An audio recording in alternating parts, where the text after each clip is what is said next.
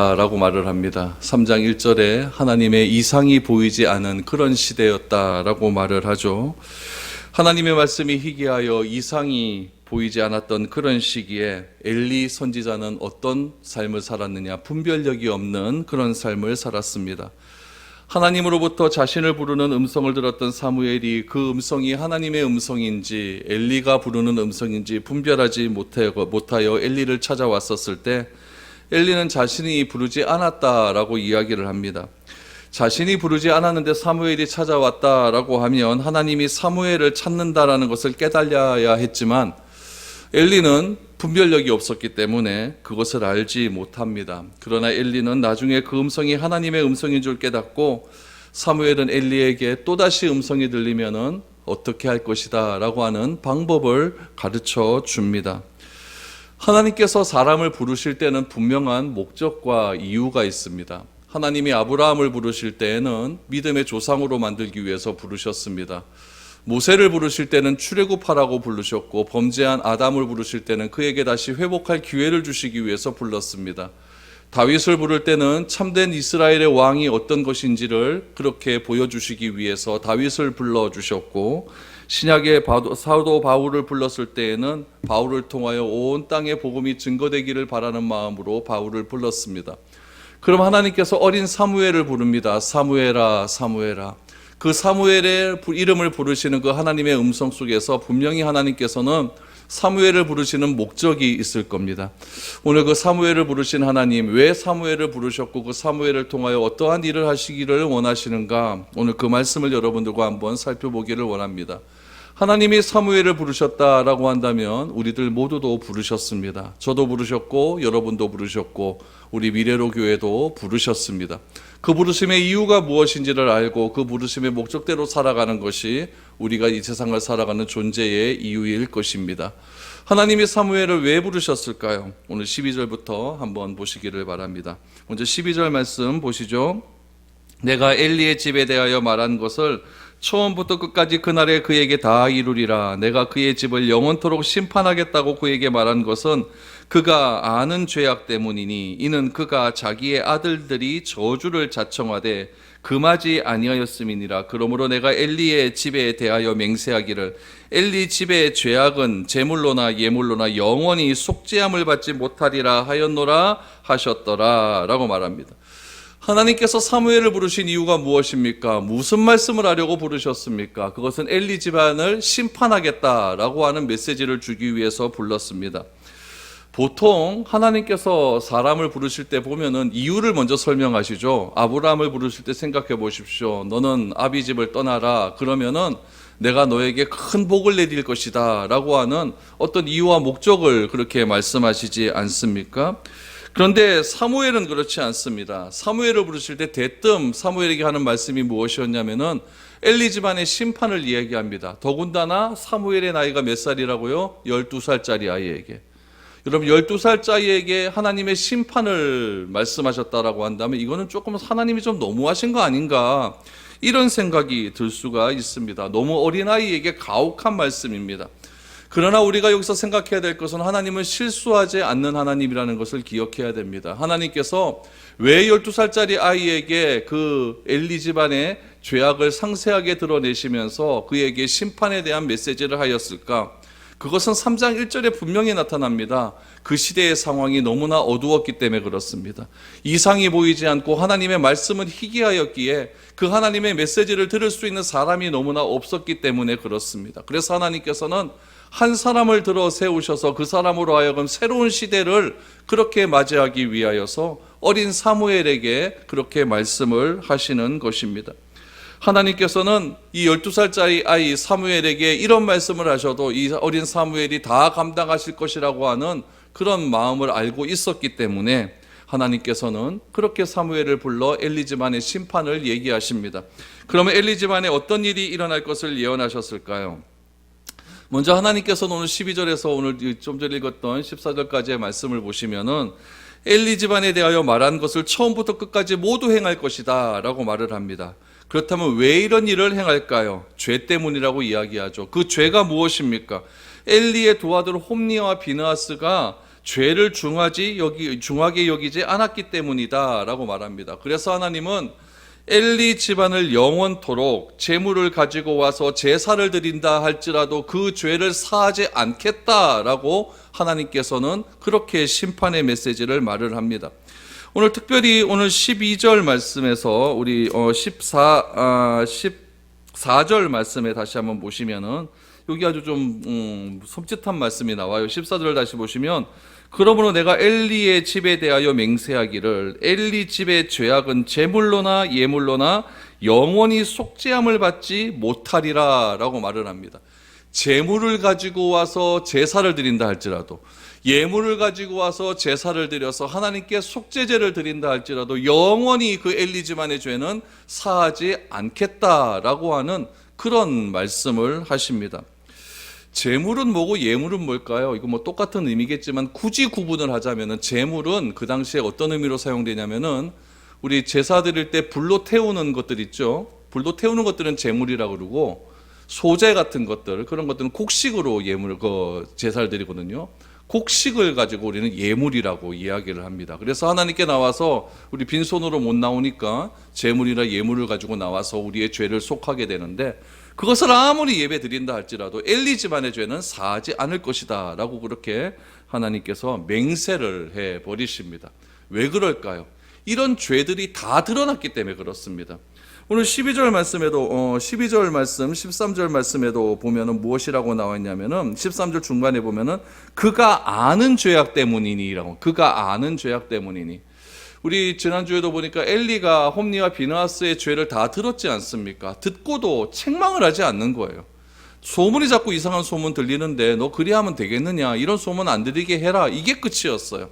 다 아는 죄악이었다는 이야기죠. 그런 죄악을 너희가 알고도 그렇게 행하지 않는 것은 하나님을 무시하는 그런 행위다라고 판단하셔서 하나님께서는 엘리 집안을 지금 멸하겠다라고 그렇게 말씀을 하고 있습니다. 그러면 여러분, 이 말씀을 무슨 의미로 우리가 받아들여야 될까요? 세상은요, 죄로 가득합니다. 우리가 지금 살고 있는 세상이 뭐 선한 게 뭐가 있습니까? 다 죄로 가득하죠. 그런데 우리가 사람과 사람 사이에 관계를 맺으면서 그는 죄들은요, 우리가 보았을 때 좀 심한 죄들이 있고 좀 약한 죄가 있지, 하나님이 보시기엔 다 거서 겁니다. 하나님이 보시기에는 뭐 우리가 소송을 하고 우리가 재판을 걸어서 이 죄가 더 나쁘고 이 죄는 좀 덜하고 그래서 이 죄를 판결해 주십시오 라고 말을 하지만, 하나님 보시기엔 다 50보 100보예요. 그렇기 때문에 하나님께서는 우리 사람들 사이에서 관계에서 맺는 죄들은 다 용서해 주십니다. 용서해 주시고 우리가 회개하면 용서해 주십니다. 그런데 하나님께서 용서를 못 하시는 죄가 있다라는 이야기죠. 그 죄는 무엇이냐면 하나님을 능멸하는 죄입니다. 하나님을 모독하는 죄입니다. 하나님의 이름을 망령되게 행하는 그런 죄입니다. 그래서 이 세상에서 일어나는 너무나 큰 많은 죄들이 있다 할지라도 그 죄의 경중을 따지자고 한다면, 그 죄를 다 모은다 할지라도 하나님의 이름을 망령되게 행하고 하나님을 두려워하지 않는 죄보다 무겁지는 않다는 이야기죠. 그러니까 하나님을 두려워하지 않는 것이 가장 큰 죄다라고 말을 합니다. 그래서 우리가 이런 것들을 알 때 조심해야 될 것은 무엇이냐면은, 우리 구원받았다라고 하는 것을 과거적 의미로 뭐라고 얘기했죠? 칭의라고 얘기하지 않습니까? 우리가 의인이 되었다. 그러니까 이렇게 착각할 수가 있어요. 나는 세상 사람들은 다 죄인이지만 나는 의인이 되었으니까 너희들보다 내가 낫지 않느냐. 그러니까 나는 의인이니까 그 사람을 판단할 수 있다. 이렇게 생각할 수 있다는 얘기예요. 그렇게 하면 안 된다는 이야기죠. 이것은 매우 큰 착각입니다. 그래서 우리도 죄인이지만은 하나님께서 내 죄를 없다라고 인정해 주신 것이지, 내 죄가 내가 완전히 의인이 된 것은 아닙니다. 우리는 점차적으로 의인이 되어가는 과정 속에 있는 것이고, 주께서 이 세상에 다시 재림하실 때 우리는 완전한 의인이 되는 것이지, 이 세상에 살아갈 동안에 우리는 완전히 죄에서 자유로울 수는 없다는 것을 우리는 꼭 기억해야 됩니다. 그래서 예수님께서도 이 하나님을 능멸하는 죄에 대해서 이렇게 설명하시죠. 마태복음 12장 말씀을 한번 보시죠. 마태복음 12장 31절 32절에 보면 우리가 잘 아는 말씀이 나와요. 그러므로 내가 너희에게 이르노니 사람에 대한 모든 죄와 모독은 사하심을 얻되, 사람에 대한 죄는 사하심을 얻되 성령을 모독하는 것은 사하심을 얻지 못하겠고, 또 누구든지 말로 인자를 거역하면 사하심을 얻되 누구든지 말로 성령을 거역하면 이 세상에 오는 세상에서도 사하심을 얻지 못하리라 라고 말합니다. 32절에 인자라고 말을 하는데, 이 인자라고 하는 뜻은 사람의 아들이란 뜻이에요. 그래서 예수님도 자신을 가리킬 때 인자라고 말하지 않습니까? 그러니까 사람에게 행해서 관계 속에서 일어나는 죄들은 다 용서함을 받을 수가 있어요. 그래서 베드로도 묻잖아요. 얼마만큼 용서하면 되겠습니까? 그랬더니 예수님이 7번씩 70번이라도 용서를 해라. 이거는 490번만 용서하면 된다라는 뜻이 아니라 무제한 용서라는 얘기로, 7이라고 하는 숫자는 완전수 아닙니까? 7을 70번씩 용서해도 우리 무한정 용서해라 라고 그렇게 말씀을 하고 있다는 이야기죠. 그래서 하나님의 이름을 거들먹거리면서 그렇게 망령되게 행하는 죄는 사하심을 얻지 못한다라고 분명히 말씀을 하셨습니다. 여러분 보세요. 하나님을 모르는 사람들은 구원을 받을 기회가 있을까요, 없을까요? 그 사람은 있어요. 하나님을 모르는 사람들은 구원을 받을 기회가 있지만, 구원을 받았음에도 불구하고 하나님을 등지는 사람들이 있습니다. 예를 들면 가룟 유다 같은 사람들이죠. 그런 사람들은 하나님, 예수님과 늘 언제나 함께 동행했던 그런 사람들 아닙니까? 종교인들 아니겠어요? 그런 사람들은 영원히 여러분 유다와 같은 행동을 하면 절대 안 된다는 이야기죠. 그러므로 세상을 향한 나의 태도는 어떻게 되냐? 항상 겸손한 태도로 나아가야 됩니다. 세상에서 저지른 죄에 대해서 우리가 재판도 하고 소송도 하지만 그것은 하나님의 시각에서 보면 별거 아니라는 이야기예요. 가장 큰 죄는 하나님을 향해서 저지른 죄입니다. 오늘 본문으로 다시 돌아가서 홈리와 비느하스가 저지른 하나님에 대한 죄는 무엇입니까? 재물을 갖고 왔어요. 재물을 갖고 와면 자기들이 취해야 될 재물의 양이 있습니다. 허벅다리살과 가슴살이에요. 이거 참 좋은 것들 아닙니까? 근데 그거 먹기 싫으니까 삼지창을 가지고 삶는 솥에다가 푹푹 쑤셔놓고 자기 마음에 드는 거 가져가는 것, 이건 하나님의 저지른 죄악입니다. 자꾸 삶은 고기 먹으니까 이제는 구운 고기 먹고 싶어요. 그래서 기름 고기 먹고 싶다고, 기름은 하나님께 드려야 되는데 그 기름 고기 나한테 갖고 와라, 이렇게 말하, 이렇게 하는 것은, 그것은 하나님께 저지른 죄악이라는 이야기죠. 그런 죄는 절대 사하심을 얻지 못한다. 그래서 어제 겁나는 말씀하시잖아요. 재물과 예물을 가지고 와서 나에게 죄를 사해 달라고 예배를 드린다 할지라도 나는 절대 그 죄를 사하지 않겠다. 이 말을 누구에게 하는 겁니까? 12살짜리 아이에게 얘기하는 거예요.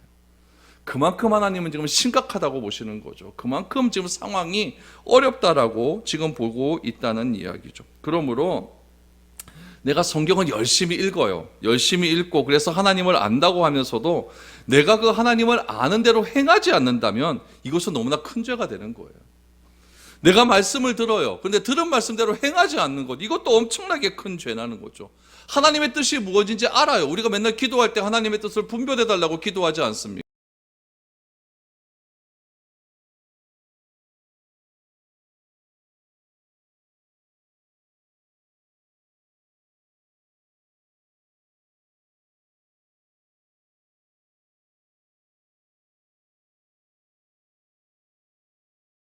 안 해요. 여러분들도 성경 많이 읽잖아요. 알면서도 안 해요. 이게 여러분 얼마나 큰 죄일 수 있다는 이야기죠. 밖에 사람들은요, 성경도 모르고 하나님 모르니까 어쩔 수 없는 거예요. 그런 사람들은요. 그래서 우리가 세상을 향해서 정죄하지 말아야 되는 이유가 여기에 있는 겁니다. 우리는 알면서도 안 해요. 그들은 모르니까 못하는 거예요. 그러니까 누가 더 나쁜 사람입니까? 우리가 훨씬 죄인들 아니겠습니까? 그렇기 때문에 이제 주님께서는 너희가 헤아리는 그 헤아림으로 너희가 헤아림을 받을 것이다 라고 그렇게 말씀하고 있는 것입니다. 그래서 우리가 세상을 향한 우리의 바람은 무엇이냐? 그들이 하나님을 모르기 때문에 그렇게 저지른 죄니까 하나님, 그들도 하나님을 알 수 있도록 하나님 불쌍히 여겨주십시오. 긍휼히 여겨주십시오. 주님도 세상을 향하여서 목자 없는 양같이 그렇게 이리저리 다니는 그런 사람들을 향하여서 긍휼히 여겼다, 불쌍히 여겼다라고 하는 말씀이 나오지 않습니까? 그래서 우리도 항상 세상을 향한 불쌍한 긍휼히 여기는 그런 마음들이 우리 가운데 있어야 되는 것이고, 내가 하나님의 말씀을 듣고 하나님의 말씀을 읽었다고 한다면 그 말씀대로 행하려고 하는 그런 삶의 의지가 필요하다라는 것을 우리는 알게 됩니다. 이 말씀을 누구에게 했다고요? 12살짜리 사무엘에게 합니다. 여러분, 원래 순리대로 하면 어떻게 되는 것이 정상일까요? 지금 엘리의 나이가 90살 아닙니까? 90살 된 엘리에게 하나님의 말씀이 임해서 그 말씀을 12살짜리 사무엘에게 전하는 것이 순서적으로 맞잖아요. 그런데 상황이 역전되었습니까? 왜 역전되었을까요? 말씀은 희귀하고 이상은 보이지 않는 시대는 이렇게 역전될 수도 있다라는 것을 우리에게 보여주고 있는 것입니다. 이래서 어린 사무엘을 부르는 거죠. 순수한 어린 사무엘을 통하여서 하나님께서 새로운 시대를 열겠다, 새로운 사람으로 새로운 시대를 열겠다, 그런 하나님의 의지를 보여주고 있는 것입니다. 사무엘이 그날 저녁에 하나님의 메시지 심판을 들었습니다. 어린 사무엘이 12살짜리 아이가 이 메시지를 듣고 어떤 마음을 가지게 되었을까요? 15절을 보십시오. 사무엘이 아침까지 누웠다가 여호와의 집에 문을 열었으나 그 이상을 엘리에게 알게 하기를 두려워하였다라고 말합니다. 아침이 되었습니다. 어린 사무엘은 밤에 하나님이 하신 말씀이 너무나 생생했습니다. 사무엘은 아침에 일어나면 항상 뭘 했느냐? 성막 주변에 있는 부속 건물들의 문을 여는 것이 그의 아침의 임무였습니다. 여기 여호와의 집에 문을 열었으나 라고 했는데, 이 문이라고 하는 말이 원래 복수 형태로 되어 있어요. 그래서 이 문들이라고 보시면 됩니다. 근데 이 문들이라고 하는 말이, 문이 어떤 문을 가리키냐면 나무로 만든 문을 가리키거든요. 그러면 생각을 해봐야 돼요. 그때 당시에는 성막이에요, 성막. 그러니까 성막의 문은 뭘로 만들었을까요? 텐트거든요. 천으로 만들었다는 얘기예요. 그럼 나무로 만든 문이라고 했으니까 성막 주변에 별관들이 있었다는 것을 의미하는 것이죠. 그러니까 왜 별관이 필요할까요? 성막에 여러 가지 또 재료들도 필요한 것이고 성막을 도와주는 레위인들도 필요할 것이니까 그들이 기거하는 장소가 있는 거죠. 그 일들을 아침에 사무엘이 일어나면 뭐 하느냐? 이 별채에 있는 물들을 다 여는 일, 그것이 사무엘이 하는 일이었다는 이야기예요. 그래서 사무엘은 그날 아침에도 성실하게 자기에게 주어진 임무를 다 합니다. 그런데 그의 마음 가운데 무엇이 있느냐? 그 이상을 하나님이 주신 메시지를 엘리에게는 알게 하기를 두려워했다라고 말합니다. 왜 두려워했을까요? 12살짜리가 이해를 한 거예요. 내가 이런 말을 하면은, 제사장에 가서 이런 말을 하면 제사장이 얼마나 고민이 많을까, 얼마나 두려워할까, 이런 생각이 가득 찬 거죠. 그러니까 하나님께서 말씀하시는 것 아니겠습니까? 그래서 12살짜리 아이가 참 신중하다는 그런 생각을 하게 됩니다. 그런데 궁금한 거는 무엇이었느냐? 사무엘은 두려워하고 있지만 엘리는 궁금한 겁니다. 하나님이 뭐라고 말했을까? 하나님하고 나하고 관계 끊어진 지가 굉장히 오래되었는데 나는 찾지 않고 왜 사무엘은 찾았을까? 이것이 엘리에게는 궁금한 거죠. 그래서 아침에 일어나서 엘리가 사무엘을 부릅니다. 16절입니다. 엘리가 사무엘을 불러 이르되 내 아들 사무엘아 하니 그가 대답하되 내가 여기 있나이다 하니 그가 이르되 내게 무엇을 말씀하셨느냐? 청하노니 내게 숨기지 말라. 내게 말씀하신 모든 것을 하나라도 숨기면 하나님이 내게 벌을 내리시고 또 내리시기를 원하노라 하는지라. 사무엘이 그것을 그에게 자세히 말하고 조금도 숨기지 아니하니 그가 이르되 이는 여호와의 신이 선하신 대로 하실 것이니라 하니라 라고 말을 합니다. 엘리가 사무엘을 내 아들아 라고 부릅니다. 친밀한 관계를 뜻하는 것이죠. 내 아들아 라고 불렀어요. 그러면서 하나님이 어떤 말씀을 하셨는지 상세히 얘기해라 라고 말을 합니다. 하나도 숨김없이 말하라 라고 이야기합니다. 사무엘은 엘리에게 하나도 숨김없이 이야기를 했어요. 그러면 여러분, 반응이 중요합니다. 반응이요. 지금 엘리가 들었던 말이 축복의 말입니까? 저주의 말입니까? 저주의 말이에요. 그럼 엘리가 뭐 해야 될까요? 구약의 관습대로 하면은 머리 풀고 베옷 입고 티끝을 날리면서 하나님께 통곡하며 회개하는 것이 정상입니다. 근데 엘리가 하는 말을 보십시오. 이는 여호와 신이 선하신 대로 하실 것이라. 이거는 멋지게 표현해서 이런 것이죠. 뭐 의뢰 안 되겠나 이런 말이에요. 뭐 의뢰 안 되겠나, 하나님 알아서 하시겠지, 이런 말입니다. 그러니까 엘리는 무덤덤해진 겁니다. 왜 무덤덤해질까요? 하나님의 말씀이 희귀한 시대니까요. 이상이 보이지 않는 시대니까요. 이런 걸 가리켜서 우리 신앙의 화석화가 되었다라고 말을 합니다. 우리 화석들 보면은 다 말라 비틀어져가 생명력이 없잖아요. 여러분, 우리 신앙도 마찬가지입니다. 말씀이 우리 가운데 자꾸 임하지 않게 되면은 우리 심령이 다 말라 비틀어져 갖고 화석처럼 되어버립니다. 그래서 아무리 하나님의 말씀이 들어가도 반응을 하지 않는 그런 소위 말하는 시체가 되어버리는 거예요. 오늘 엘리가 그런 상태 아닙니까? 베옷을 입고 하늘을 향하여서 회개해도 모자를 판국에, 그래도 하나님께서 죄를 용서하지 않겠다고 하시는데 엘리가 하는 이야기는 무엇이냐? 이는 여호와시니 선하신 대로 하실 것이니라. 여러분, 이런 일들이 우리 가운데 일어나면 절대 안 됩니다. 절대 안 됩니다. 절대 안 돼요. 그러면 엘리의 태도는 어떻게 우리가 이해를 해야 될까요? 하나님께서 심판하시기로 했다면 어쩔 수 없다, 이렇게 반응하는 엘리의 태도, 여러분 참 안타까운 태도입니다. 하나님을 두려워하지 않는 것이죠.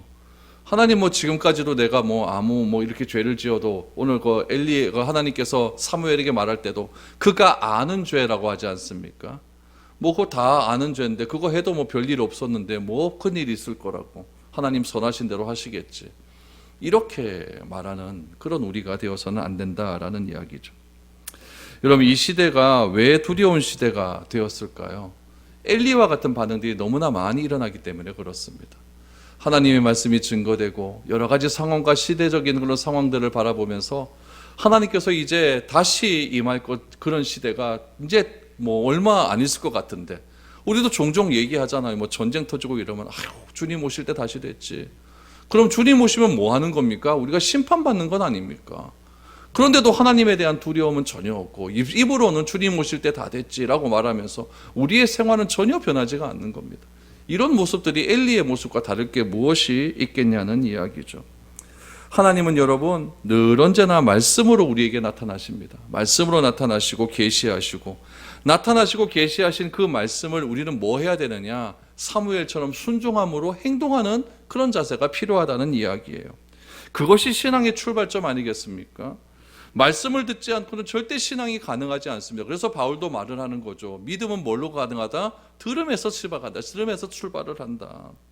그렇다면 들었다고 하는 증거는 무엇일까요? 믿음의 증거는 무엇일까요? 그것은 들은 대로 내가 살아갈 때 내가 믿었구나, 내가 들었구나 라는 것을 알게 되는 거죠. 아이들에게 하나 심부름 시켜도 그 심부름 시킨 것이 아이들이 잘 행하고 오면은 얘가 내 말 잘 들었구나 라고 생각을 하지, 심부름 시켰는데 그거 말대로 안 하면 얘가 못 들었는 거 아니겠습니까? 못 들었든지 무시하든지 둘 중에 하나 아니겠습니까? 똑같은 거예요. 그래서 성경을 아무리 많이 읽어도 그 말씀대로 살지 않으면 성경 읽은 것 아니고, 설교를 30년 40년 들어도 그 말씀대로 살지 않으면 설교를 안 들은 겁니다. 그래서 하나님들은 선지자들을 보내어서 당시 이스라엘을 한탄하시지 않습니다. 내 백성이 이렇게 많은데 이사야 선지자를 통해서 뭐라고 말을 합니까? 내 성전 앞들만 받고 있다. 앞들만 받고 있다. 많은 백성이 제물을 하나님께 드림에도 불구하고 하나님은 그 제물이 다 거짓된 것이다 라고 말하면서 제사 드리는 것을, 예배 드리는 것을 거부하는 그런 하나님의 모습을 보지 않습니까? 형식적이고 가식적인 예배와 제물은 필요가 없다고 그렇게 말을 합니다. 그래서 바울은 늘 언제나 성도들을 위해서 기도를 합니다. 어떻게 기도하느냐? 이 성도들이, 이 교회 성도들이, 예수를 믿어 그리스도인이 된 그 성도들이 그냥 화석화되어지고 하나님을 두려워하지 않는 그런 성도가 되는 것이 아니라 이렇게 해 주십시오라고 날마다 기도를 했습니다. 그 기도의 내용을 한번 보십시오.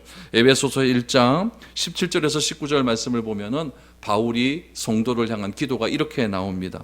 우리 주 예수 그리스도의 하나님, 영광의 아버지께서 지혜와 계시의 영을 너희에게 주사 하나님을 알게 하시고 너희 마음의 눈을 밝히사 그의 부르심의 소명이 무엇이며 성도 안에서 그 기업의 영광의 풍성함이 무엇이며 그의 힘의 위력으로 역사하심을 따라 믿는 우리에게 베푸신 능력의 지극히 크심이 어떠한 것을 너희로 알게 하시기를 구하노라. 날마다 바울은 이렇게 기도했다는 거예요. 무슨 기도입니까? 하나님 잘 알게 해주십시오. 또 하나, 하나님이 나를 부르신 이유가 무엇인지 그거 좀 잘 알게 해주십시오. 또한 하나님께서 나를 부르신 그런 이유를 알게 해주셔서 나에게 기업의 풍성함, 나에게 무엇인가를 맡겨주셨는데 그 맡겨주신 일들이 얼마나 큰지를 잘 알게 해주십시오. 그래서 우리로 하여금 하나님의 능력을 날마다 체험하게 해주십시오. 이것을 날마다 기도한다라고 바울은 그렇게 이야기하고 있습니다. 여러분, 알면 변하게 되어 있어요. 그러나 우리가 변하지 않는 이유는 모르니까 안 변하는 거예요. 그래서 우리도 항상 하나님께 기도해야 됩니다. 영광의 아버지께서 지혜와 계시의 영을 우리에게 항상 허락하여 주시어서 하나님을 잘 알 수 있도록 해 주십시오. 그러면 우리가 변화될 수 있다는 이야기입니다. 그것이 부흥이 아니겠습니까? 오늘 이 사무엘 시대에는 말씀이 희귀하고 이상이 보이지 않는 그런 시기에 엘리는 그렇게 하나님의 심판의 메시지를 듣고도 두려워하지 않고 뭐 해야 안 되겠나, 하나님 다 알아서 하시겠지, 이런 반응을 보였다는 이야기죠. 19절부터 보십시오. 그 다음에 엘리의 집안 이야기는 이렇게 끝나고, 그럼 사무엘은 어떠했냐? 사무엘은 어떠했느냐? 사무엘에 대한 이야기가 나옵니다. 19절부터 보십시오. 사무엘이 자라매 여호와께서 그와 함께 계셔서 그의 말이 하나도 땅에 떨어지지 않게 하시니 단에서부터 브엘세바까지의 온 이스라엘이 사무엘은 여호와의 선지자로 세우심을 입은 줄을 알았더라. 여호와께서 실로에서 다시 나타나시되 여호와께서 실로에서 여호와의 말씀으로 사무엘에게 자기를 나타내시니라. 사무엘의 말이 온 이스라엘에 전파되니라. 여러분, 엘리는 살아있었지만 엘리에게는 말씀의 능력이 없었어요. 왜냐하면 말씀이 임하지 않기 때문에 그렇습니다. 그러나 사무엘은 어땠느냐? 사무엘이 자라나기를 시작합니다. 사무엘이 자라남 속에서 하나님이 주목하시는 것이 있습니다. 여호와의 하나님께서 늘 함께 하셔서 여호와 하나님의 말씀이 하나도 땅에 떨어지지 않았다라고 말씀을 하고 있습니다. 하나님이 드디어 나타나셨는데, 말씀이 희귀하여 이상이 없는 그런 시기에 하나님이 드디어 나타나셨는데, 어떻게 나타나셨느냐? 말씀으로 나타나셨다. 그 말씀이 하나도 땅에 떨어지지 않았다라고 말을 하고 있습니다. 얼마 동안 그랬을까요? 역사학자들은 이 3절에서 4장 넘어가는 요 시기를 한 10년에서 15년 사이로 보고 있습니다. 그러니까 4장에 보면 블레셋이 침투를 하거든요. 블레셋이 침투를 해서 이제 법궤도 빼앗기고 홈리와 비나스가 죽었다는 소식이 엘리에게 들리게 되고, 엘리에는 의자에 앉아 있다가 자기 아들 죽었다는 소식을 듣고 의자에 뒤로 넘어져서 목이 부러져 죽거든요. 그 시기가, 3장에서 4장 넘어가는 시기가 10년에서 15년 정도 시간이 걸렸다라고 이렇게 생각을 하고 있습니다. 그러면은 엘리가 다시 한번 회개하여, 잘 보세요, 사무엘에게 하나님의 말씀이 임했고 그 말씀이 하나도 땅에 떨어지지 않았다고 한다면은 사무엘의 행동과 삶을 통해서 하나님의 말씀이 온 이스라엘에, 단에서부터 브엘세바까지 온 이스라엘에 퍼져나갔다는 거예요. 또 하나 중요한 것, 온 이스라엘 사람들이 사무엘이 선지자로 세우심을 알았다라고 이야기를 하고 있습니다. 그 기간이 몇 년? 10년에서 15년이에요. 그럼 그 안에 누구도 있었을까요? 엘리도 있었다는 이야기예요. 그럼 엘리도 하나님의 말씀을 듣고 깨달았다면은 회개해야 될 것 아닙니까? 어쩌면 하나님께서 심판의 그 기간을 한 15년, 길게는 15년, 짧게는 10년 늦추신 이유는 그럼에도 불구하고 회개하면 용서하시겠다고 하는 하나님의 자비하심이 있습니다. 그럼에도 불구하고 엘리가 회개했다는 소식은 하나도 없습니다. 하나도 없습니다. 전쟁터에 나갔는데 엘리는 그냥 흔들의자에 앉아서 그렇게 누워 있습니다. 이런 상황을 우리는 어떻게 이해해야 되겠습니까? 사무엘에게 인한 하나님의 말씀, 하나도 땅에 떨어지지 않았다. 결국 살아있음, 하나님의 말씀이 살아있음이 드러날 수 있는 방법은 결국 우리를 통해서 드러나게 된다는 이야기죠. 하나님의 말씀이 하나도 땅에 떨어지지 않았다. 단에서부터 브엘세바, 최북단 단, 최남단 브엘세바까지 온 이스라엘 사람들이 사무엘을 선지자로 세우심을 알게 되었다. 이건 왜 그럴까요? 하나님이 지속적으로 말씀하시기 때문에 그렇습니다. 오늘 본문에도 보니까 실로에서 지속적으로 말씀하신다. 지속적으로 말해. 21절을 보십시오. 여호와께서 실로에서 다시 나타나시되, 여호와께서 실로에서 여호와의 말씀으로 사무엘에게 자기를 나타내시니라. 어떻게 나타내셨다고요? 말씀으로 나타내셨다. 말씀으로 나타내셨다. 하나님께서 사무엘을 통해서 하나님의 말씀이 또렷하게 드러내셨습니다. 여러분, 이것이 은혜가 아니고 무엇이 은혜겠습니까? 내가 살아가는 존재의 이유는 하나님의 말씀을 드러내는 데 있는 거예요. 하나님이 나에게 오늘도 말씀으로 말씀하고 있지 않습니까? 하나님이 뭘로 우리에게 뭘로 드러내십니까? 뭐 보여야 드러내죠. 하나님이 보이십니까? 안 보이잖아요. 영이신데 뭐 보입니까? 하나님이 드러낼 수 있는 거 이 하나님의 말씀밖에 없어요. 이 말씀으로 나타내신다고 한다면 그 말씀을 내가 받아들여서 그 말씀 속에서 내가 어떻게 살아가야 될 것인지를 우리가 깨달아 알아가는 것, 그것이 나의 존재의 이유입니다. 바라기는 우리의 삶이 하나님의 말씀을 드러내는 삶이 되기를 원합니다. 땅에 떨어지지 않는 방법은 무엇입니까? 내가 하나님의 말씀대로 살면 됩니다. 그럼 땅에 떨어지지 않는 거예요. 그래서 나를 사용하시되 나를 말씀을 드러내는 존재로 사용하여 주시옵소서. 여러분, 이것이 예수님께서 말씀하시는 씨 뿌리는 자의 비유, 씨앗의 비유 아니겠습니까? 말씀이 희귀하고 이상이 보이지 않는 이 시대에 하나님의 말씀이 하나도 땅에 떨어지지 않기를 바랍니다. 그래서 더욱더 또렷하게 드러내는데 우리 모두가 사용될 수 있기를 바랍니다. 그것이 하나님께서 우리를 부르시는 이유이시고 우리를 통하여서 하나님의 그런 나라를 확장시켜가는 그런 방법이라는 사실을 다시 한번 깨달을 수 있기를 바랍니다. 오늘 이 말씀을 다시 한번 기억하셔서 남은 한 주도 하나님의 말씀을 온전히 드러낼 수 있는 그런 귀하고 복된 그런 삶이 될 수 있기를 축복드립니다.